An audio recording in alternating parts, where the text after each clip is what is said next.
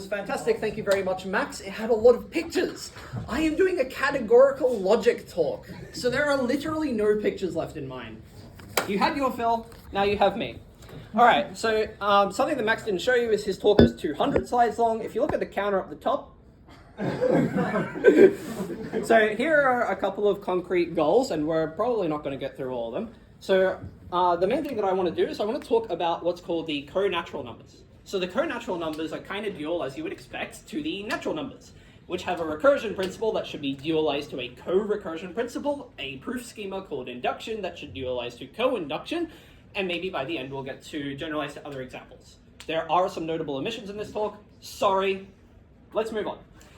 So I'll remind you very, very, very briefly about what we're dualizing. So to talk about co-induction, I need to talk about co-recursion. To talk about that, I need to talk about recursion, which the canonical example is the natural numbers. The natural numbers loosely are freely generated by a constant zero and a successor operation. That's all you need to know. They come with a recursion principle. To specify, so if you want to specify a function out of the natural numbers, all you need to do is specify where it sends zero and where it sends the successor of a value in terms of that value itself. Well, where it sends that value itself, sorry. So that's enough to specify a function out of the natural numbers recursively. Any functional programmer has this built in to their brains. So for example, you can define powers recursively, and you can define addition recursively on, say, the left argument by saying 0 plus something is the thing, and the successor of a thing plus something else is the successor of their sum. Now, as mentioned, these come with an induction schema. So if you have two functions out of the natural numbers, let's say lus and rus, if lus and rus agree at 0, and whenever they agree on the successors, then in fact they are equal. They agree everywhere. I'm not going to prove that one, that's the set theory proof. But here's a quick example use. So recall our definition of addition. If we want to prove that, say, adding 0 on the right instead of the left always gives you the same value, we can take lus and rus to, wow, creatively be the left-hand side and the right-hand side of the equation. Then you can see that they agree at 0. That's using the fact that adding 0 on the left does nothing. And LHS of the successor of a number is the successor plus 0. That's, by definition, the successor of adding on the inside. By inductive hypothesis, the pink equal sign, that's successor of n, which is exactly the right-hand side. So left-hand side and right-hand side agree everywhere by our induction rule. Okay, so that's induction. How about co-induction? Well, first, co-recursion. So the natural numbers to recursion to induction, co-natural numbers first is what we're going to do, then co-recursion before moving to co-induction. So the set of co-natural numbers is defined to be, for the purposes of my talk, the natural numbers together with a special object called infinity that doesn't already appear in there. The predecessor operation is something you can do. It takes the predecessor of a number. So if you take the successor of a number, you get that number back after the predecessor. The predecessor of infinity is infinity, and the predecessor of the predecessor of 0 is no, I've given up. So it outputs either no or another co-natural number. Sorry, go ahead. I'm assuming that's just union, not Disjoint union. disjoint union. Yeah. So specifically, I want no to not be in there. For categorical reasons, everything's a disjoint union.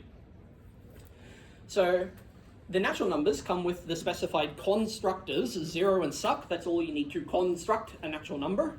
The co-natural numbers come with a destructor, the predecessor operation that is enough to break apart any co-natural number iteratively over and over, and you can figure out what it is based on just the predecessor being applied.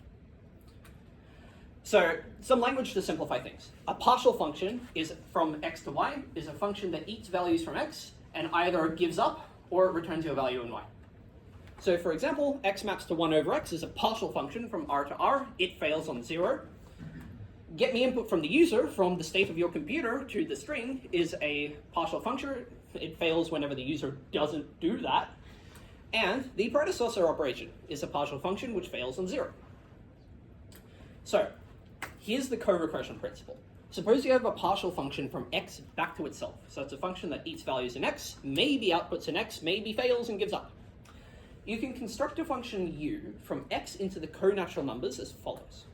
We're going to say that u of x is 0 if and only if f immediately gives up on x. If it doesn't, but it gives up after one more application, then we're going to say u of x is 1. and if it's if it gives up after succeeding twice, then we're going to say u of x is 2, etc. Of course, u of x is infinity if it never gives up, right? We'll write for now u is weight f, and I've chosen that naming. It's not standard, it's more or less, let's wait for f to fail is kind of what I was thinking in my head. There's a lemma about this. If you dig through the details, if f immediately fails, then the predecessor of weight of f of x immediately fails. And if f doesn't immediately fail, then the predecessor of weight f of x is whatever you get when you wait for x to fail on that extra value. So if you have x and you apply f, you get another thing. Then the predecessor of waiting for x to fail is what you get when you go one more down the chain and you wait for that to fail. Likewise, if it fails immediately, then the predecessor of that, fails immediately, should be 0. The predecessor of 0 is no, I give up. There's some abstract nonsense at the bottom if you want to read it as well. All right, so for example, take c, the partial function from the positive integers back to the positive integers, which fails on 1. If your number is even, it divides it by 2, and otherwise it goes to 3n plus 1. Weight c of x is the length of the chain that starts at x, then applies c until it gets to 1. And we don't know whether or not it will eventually terminate, so maybe that length of that chain is infinity.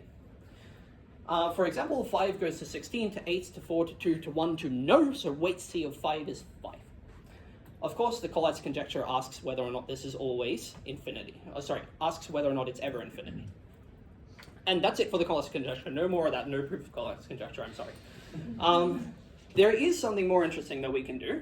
We can define addition on co-natural numbers as a function that eats 2 co-natural numbers gives you another one. It's defined as weight of f, where f is the partial function from pairs of co-natural numbers to pairs of co-natural numbers as follows. It sends xy to no if taking the predecessor of both of them fails. If taking the predecessor of x fails, but taking the predecessor of y doesn't fail, then you go to xy prime. And otherwise, the predecessor of x doesn't fail, so you take that predecessor and give y in the other argument. What it boils down to is the predecessor of 0 plus 0 is no, that is 0 plus 0 is 0. Predecessor of 0 plus y is predecessor of y, so 0 plus y is y. And predecessor of x plus y is, you move the predecessor to the left whenever predecessor of x that computation doesn't give up. Okay, so I've told you about co-recursion. Let's talk a tiny little bit about co-induction. So, just some notation. If I've got functions f and g into a set y, then the set y mod f equals g is kind of what you think it is. It's the quotient of y, except you identify any outputs of f and g if your input is the same thing. Yes, Michael? The question about the co-recursion is the idea that you essentially go until things fail, and then that's the recursive process, essentially? Yes, it's kind of like iteratively unfolding Until things fail. and waiting for it to fail.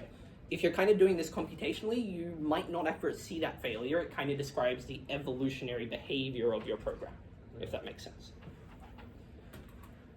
All right, so coming back to where we were. So that's y mod f equals g. That's just some notation. If it doesn't quite make sense, forget it. That is to say that the equivalence class of f of x is the same as that of g of x in y mod f equals g. Here's co-induction. Oh, we have the other screen back. Don't turn around if you want, I guess. So the left-hand side and right-hand side be 2 functions into the co-natural numbers. Half of you have turned around. This is fantastic. Let the equivalence class be the map that goes ahead and collapses down onto the quotient where we identify left-hand side and right-hand side. Suppose that the class of the predecessor of the left-hand side is always the same as the class of the predecessor of the right-hand side. And left-hand side and right-hand side are the same. That is true. There's a bit of a shit proof here. If you want the real proof, you go to category theory, but I included the slide because there's an Among Us in the corner. Let's actually use it. So let's show that x plus 0 is x for any co-natural number x. There's, recall the definition of addition, which is provided up there, right? So, so set left-hand side and right-hand side to capture both sides of the equation. Then, okay, so 2 cases. Either the predecessor of x is no, or it's not. In the case where the predecessor of x is no, then the class of the predecessor of the left-hand side is class of predecessor of x plus 0 is the left-hand side.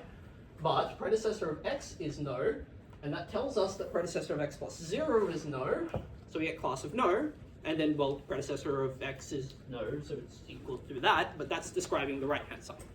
So we have this equation here. Yes? Stupid question. Yeah, What go if, ahead. like, the two functions f and g, what about things which are not in range?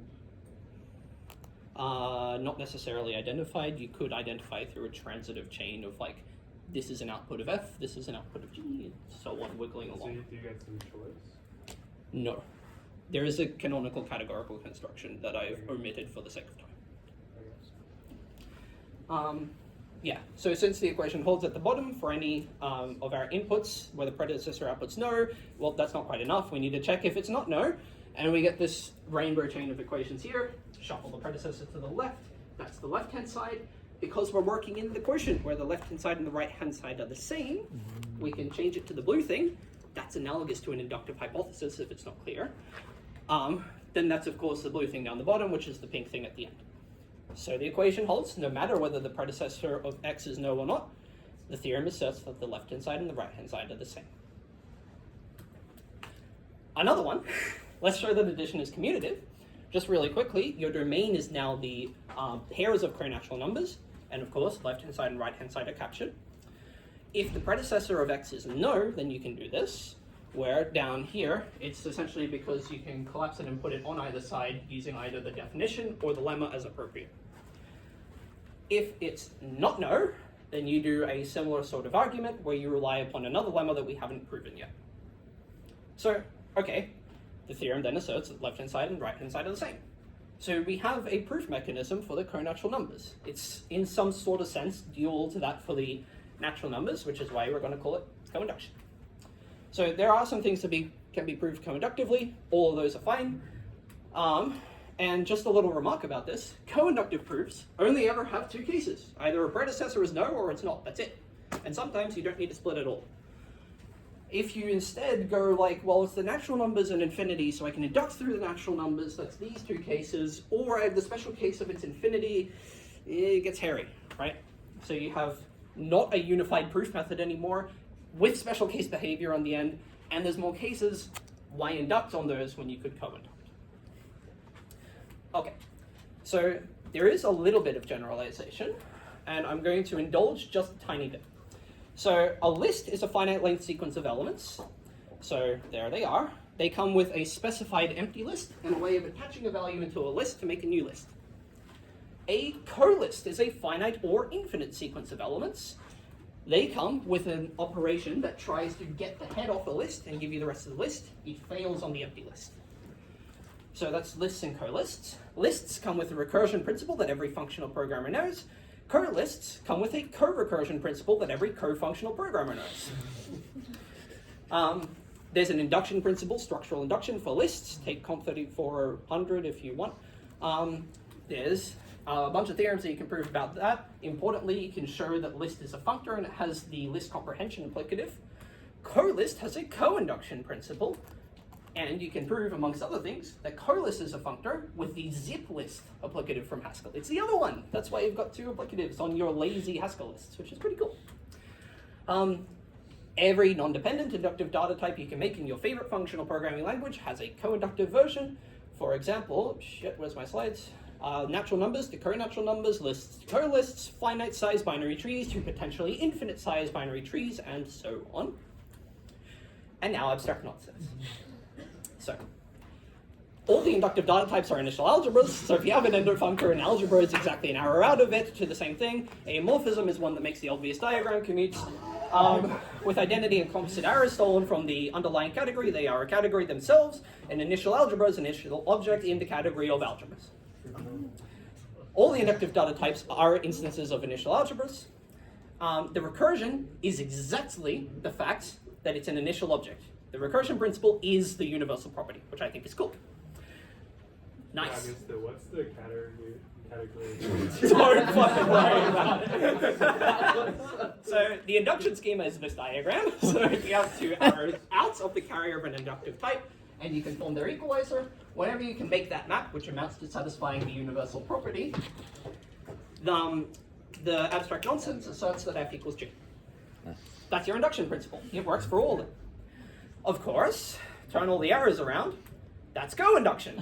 And if you unpack all the definitions, that's exactly the schema that I've been using the whole time. For example, if I want to prove that two functions into the co-natural numbers are equal, then it would suffice to verify the universal property that if I take one of the functions, take the predecessor, and then collapse that into the quotient, I get the same thing as the class of the predecessor of the other side of the equation, which is pretty neat. So something cool that you can actually do with this, so suppose you have an endo functor on set, and it sends x to singleton node plus x. Its initial algebra is the natural numbers, the terminal co-algebra is the co-natural numbers that we've been speaking about this whole time. Regard T instead as an endo functor from the category of topological spaces to the category of topological spaces.